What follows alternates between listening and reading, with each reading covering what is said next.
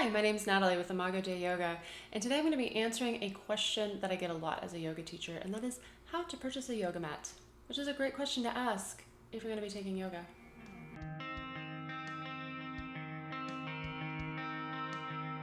Three things that are very important in looking for your yoga mat. First off is going to be the stickiness, how well it supports you. Second is going to be the thickness.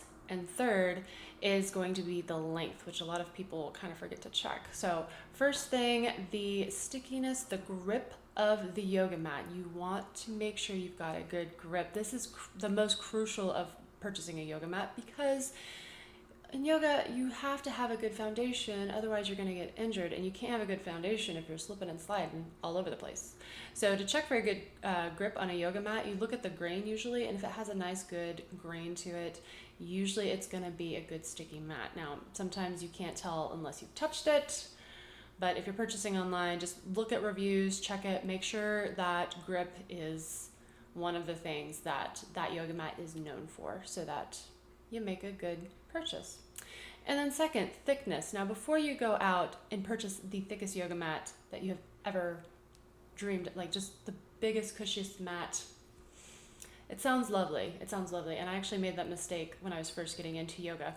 You don't want the biggest, thickest, cushiest mat if you're doing yoga like vinyasa or ashtanga or hot yoga or something where you're moving around a lot. Why? Because you won't have a good foundation. A good cushy yoga mat is going to have you tipping and moving around. You're not going to be able to do good balancing poses on a super thick mat. Now you do want a little bit of cushion on there.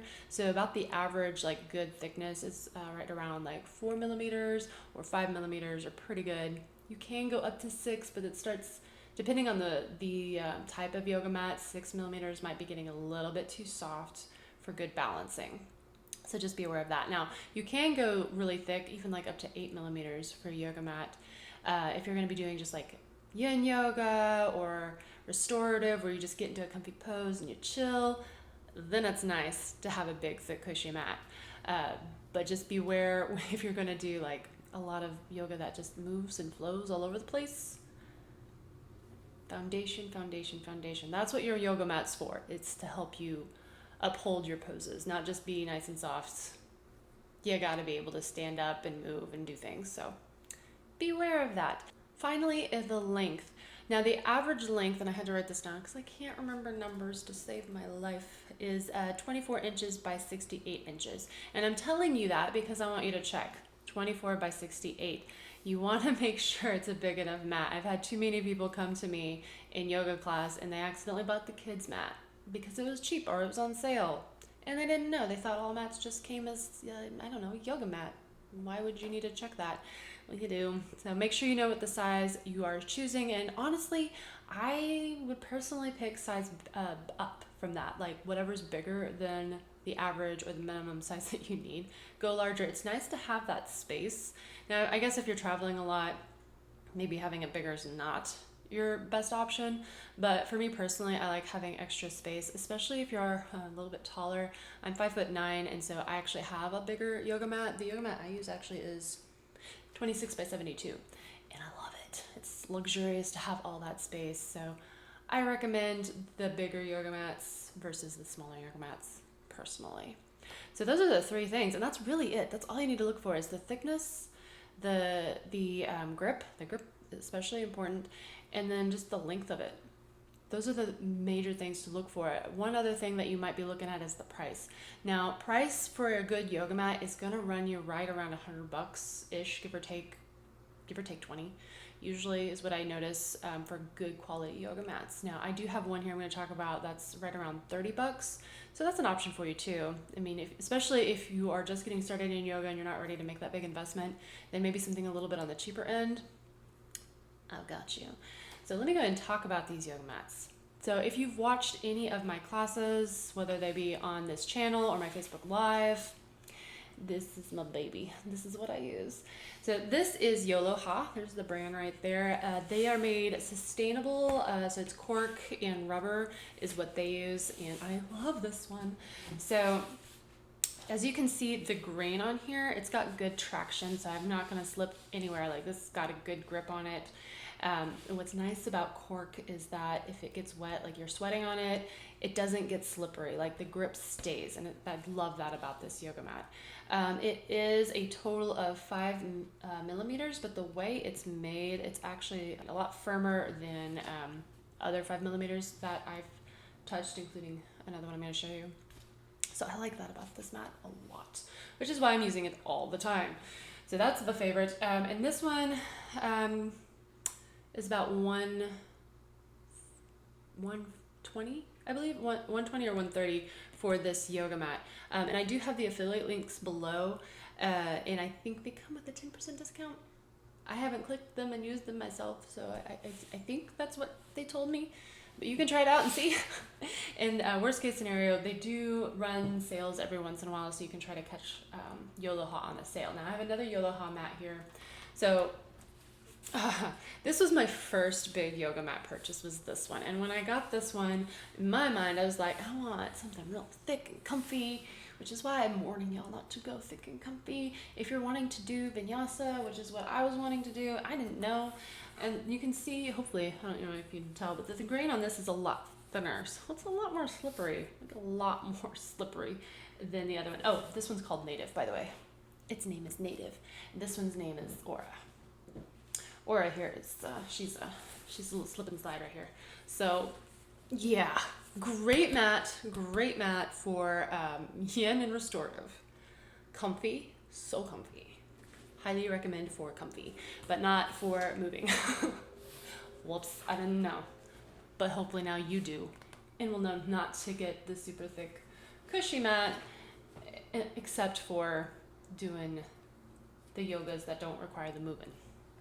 Now, budget friendly, this one. I think this one's pronounced GAIAM. Is that how you say it, this brand name, GAIAM? I think that's what I've heard.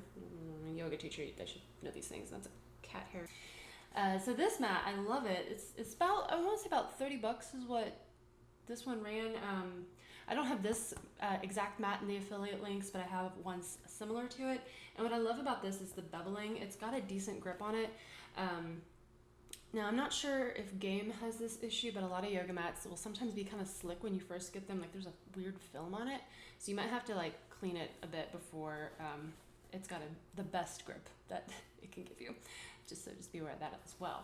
And this is also, it's a 5 millimeter, and like I said, it's a little bit more cushy than the Native yoga mat that I have, just because of the way it's made.